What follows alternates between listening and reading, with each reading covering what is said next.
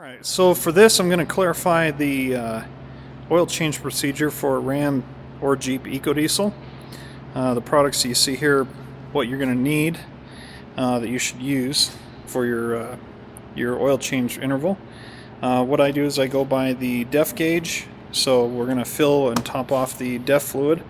We're going to fill the def up completely, and then when that def gauge gets into the red, then I do my oil change. So the mileage will vary, but basically when the oil becomes saturated with soot, you're going to start injecting a heck of a lot more def fluid in there. So you're going to need a good washer fluid. This Rain-X right here will clog up and foul up your sensor and make your sensor in your Ram or your Jeep inoperable, and you may run into a warranty problem with that. So you can bypass that sensor by hooking the wires together, and it works without the light, your washer fluid light coming on. But just be aware that if you use this Rain-X 2-in-1 all season right here that you see, it will destroy your sensor. So your def fluid, these are 2.5 gallons a piece, and this is $7 at Walmart. So I haven't had a problem with them yet, but it does say that it's OEM approved on all SCR equipped vehicles, and it's certified by the American Petroleum Institute.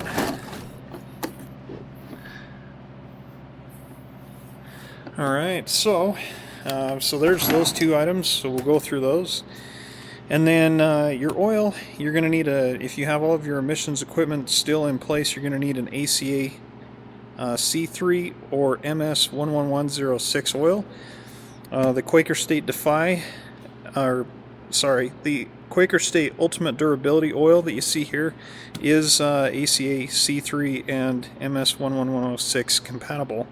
This is a European formula. And then of course, you know, I use Lucas. Here is your oil filter. Notice that the O-ring is to the top, not to the bottom. If you use an O-ring here at the bottom, it will not seal correctly. So you're going to have your new O-ring for your oil filter housing. You're going to need your filler funnel there. And for your drain or your oil filter, you're going to use a 1 1/16 socket. Do not use a crescent wrench. It will strip it out. Now, if you have a vehicle with your drain plug, this is a 13mm. So just grab your 13mm. And if you had it changed to the dealership, a normal ratchet will not work. You're going to need a breaker bar or an extension to extend that out because of how tight the dealer puts this on. But if you have a valve like me, I just got a switch valve. And then, of course, I forgot to add your air filter. This is part of your maintenance. So you can see your maintenance interval here, and this is correct. This is what I show when I'm doing mine. So pretty much either every oil change or every other oil change, you should be changing your air filter. There's the part number there. But you guys know I use this one. This isn't a K&N, this is the AEM dry flow. Part number 28-20247. That's what I use. So, but you have to wash this out, and I have to wash it out. So, okay, let's go here.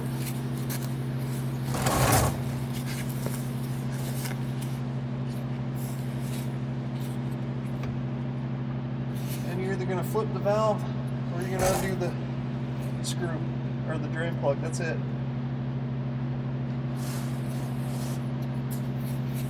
What you're going to do is come up and undo your oil filter. And I'll wipe this away, make sure there's no mud or anything that can get in there.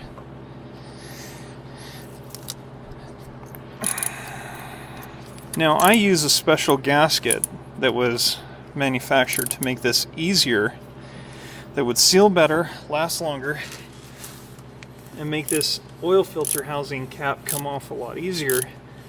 As you can see, I don't need as long of a tool to loosen this up.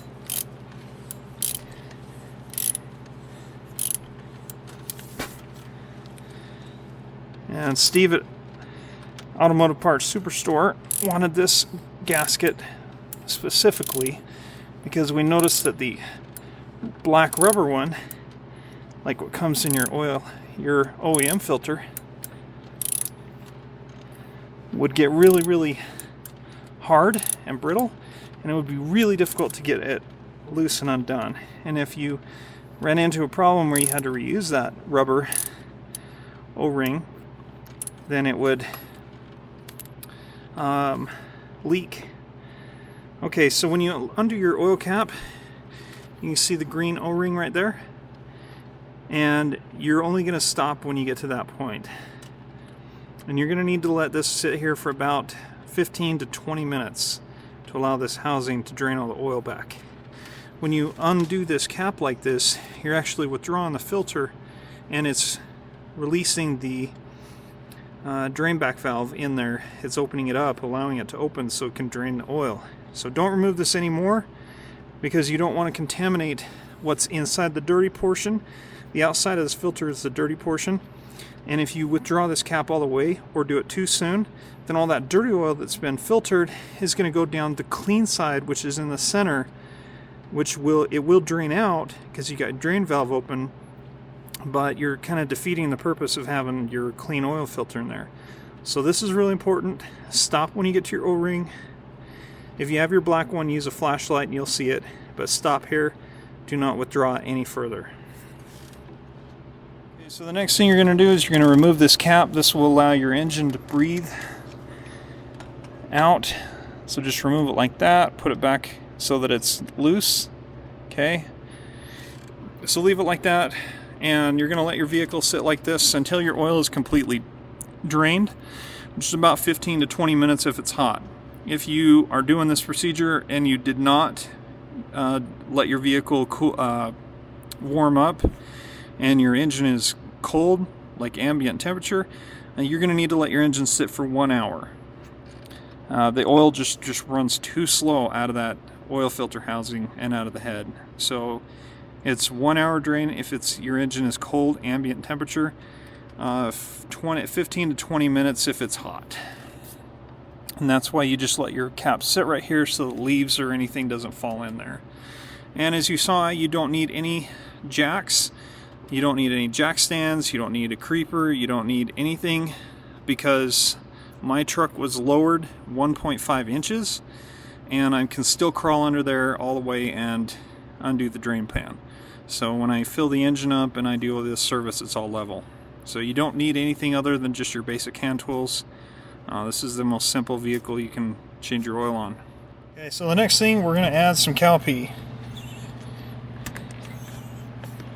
to our truck. So twist that cap open. There is an O-ring right here. You may want to wash it with some water.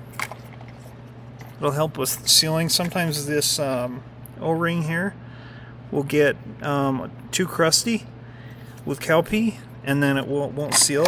You can run into depth problems. It's annoying. So just take your can here, stick it in there. Oh crap. The valve.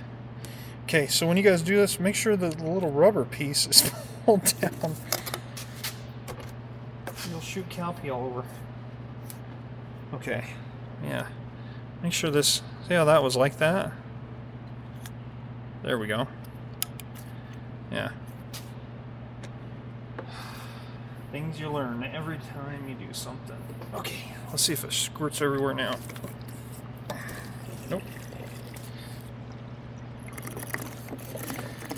Okay, and this won't take very long.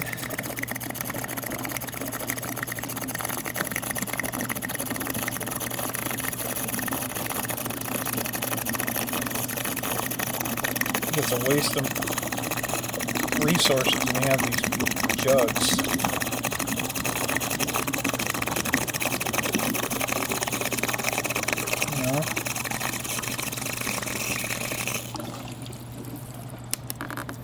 So now I gotta throw this jug away.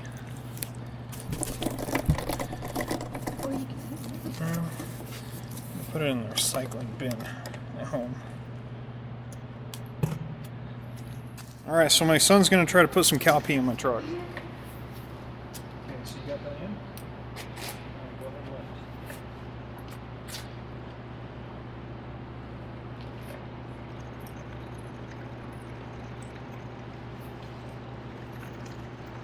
Got it?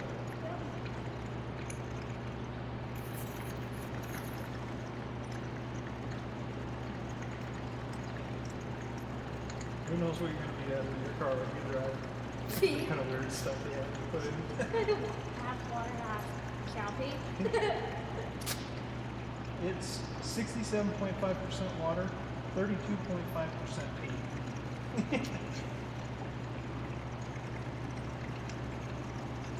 Okay, remember, you can't hear it when it's full.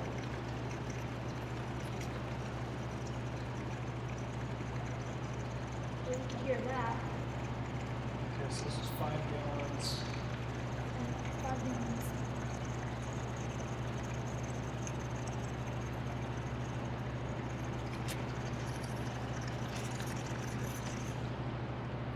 That's all. That's it, so. That was fun.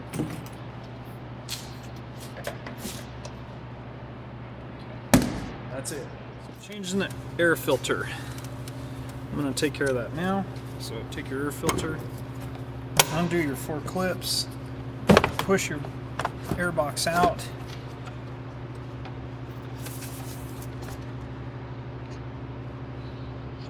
Not too bad, actually.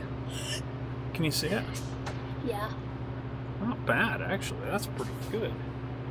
Let's take a more detailed look on that in a second. And then make sure that your surface sealing area is good all the way around. And then push it through your locks.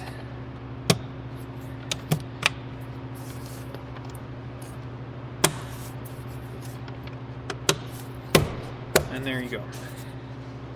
Alright, so my air filter here, this is the Fram Tough Guard filter.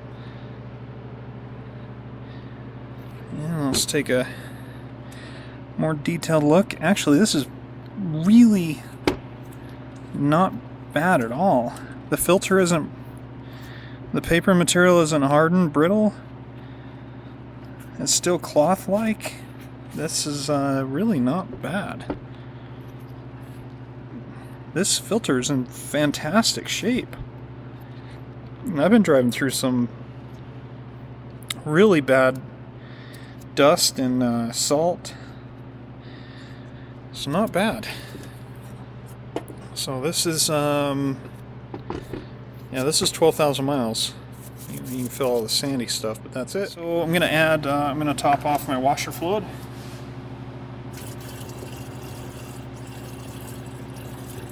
I better shake this up.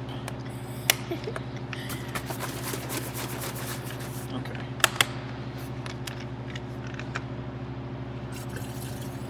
Okay, so remember the Rain-X will screw up your sensor, your washer level sensor that's built into this truck.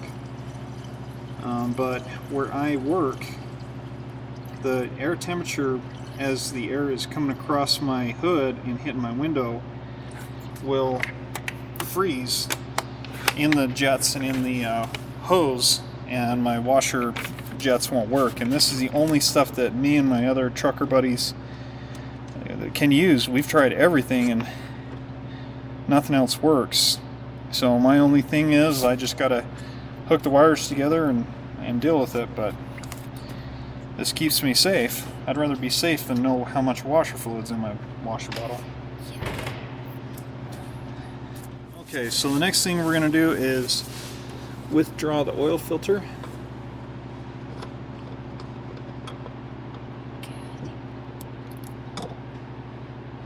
Oh yeah, and it drained.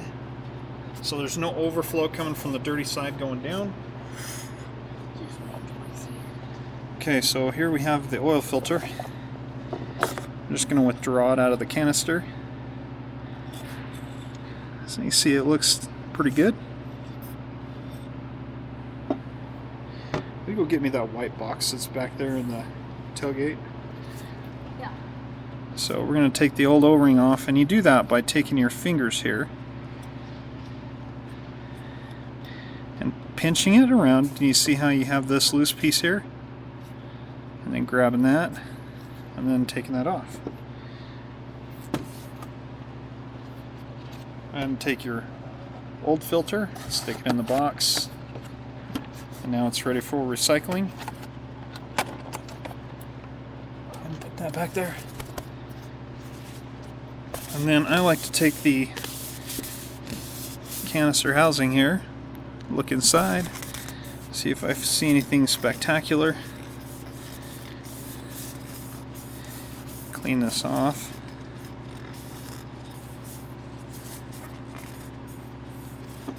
Will you find that flashlight over there on that side of the truck for me, please? Yeah, I already found it. So with the clean housing, you're going to make sure there's no paper towel material or anything in there. Take your new O-ring, and you're just going to fold it down. Now there is a groove here at the top, but that's not where it goes. It needs to go down one more. And you're just going to feed your hand around until it snaps into place.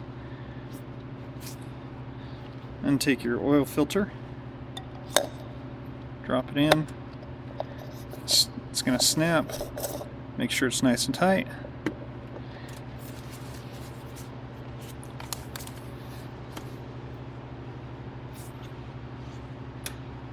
Okay.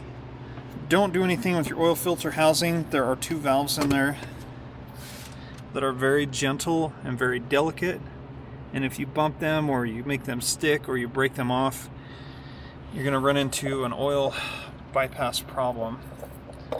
Just go ahead and put your oil filter back in.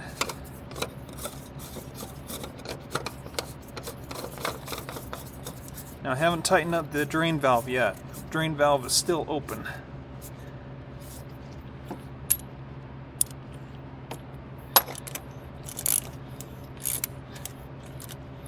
Now because this gasket at Automotive Parts Superstore on eBay, you can tighten this up very effortlessly and it won't stick. You just stop till it's snug and that's it. Okay, so now I'm just going to slide under, flip my drain valve, put it in its lock position, and push the oil can out. You can see there's no jacks, no nothing. The valve is closed, your new oil filter's in. Remove your cap.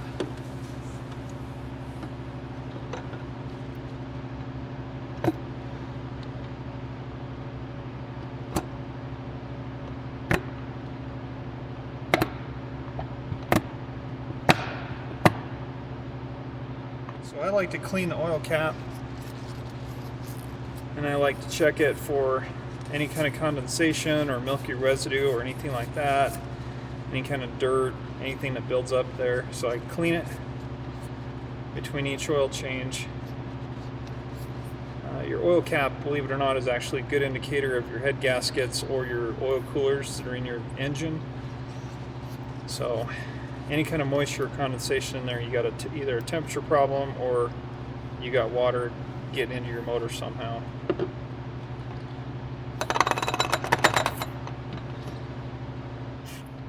So this is 5 quarts.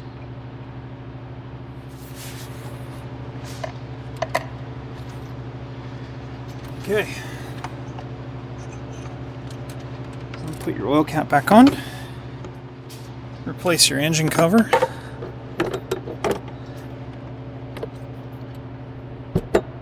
Okay, just like that. Jump in here and turn your key to the on position. So press your button twice. Now immediately depress your throttle to the floor. 1, 2, 3. And then go over to your oil change indicator, and it should be reset back to 100%. Okay. So then I turn the key off, start it up, check your oil pressure, verify your mileage counter,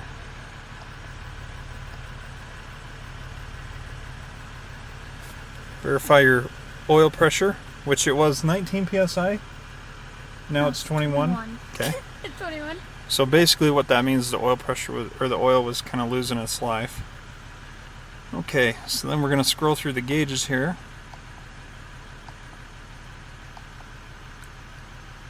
Now trip B, so I went 6,866 miles on that previous oil change. So I'm going to reset that gauge. That's my def life gauge. Looks like I still need to add some more def too. We still didn't fill it all the way up. I normally take 6 gallons. Alright, so I'm going to go top that off at the truck stop. But so there you go. That's how you change your oil. Your final step is verifying your oil level. Pull out your dipstick, wipe it off. As you're entering the, or putting the dipstick back in, and shake it up and down like this. This is a trick you'll learn with vehicles with long dipsticks. Okay, and then put it back in, pull it out, check your level, which it is full.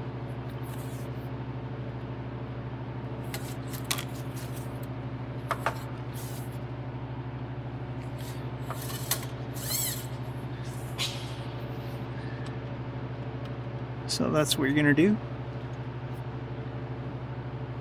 Verify it on your stick. When the oil's clean, it's kind of difficult to see it, but it's right here just under the max. But if I fill it all the way up, see, this is about a half quart that it's showing right now that I'm low. But if I fill that up and I let this truck sit for about an hour or two, that level will start to come up and I'll be over full. So because the engine's warm and I just pumped oil up into the cylinder's got a lot of cavity in there, and but it is right. So 10.5 quarts will put it correct if you let it sit for a while. Alright, so there you have it. That's how you change your oil and you perform all of your own services.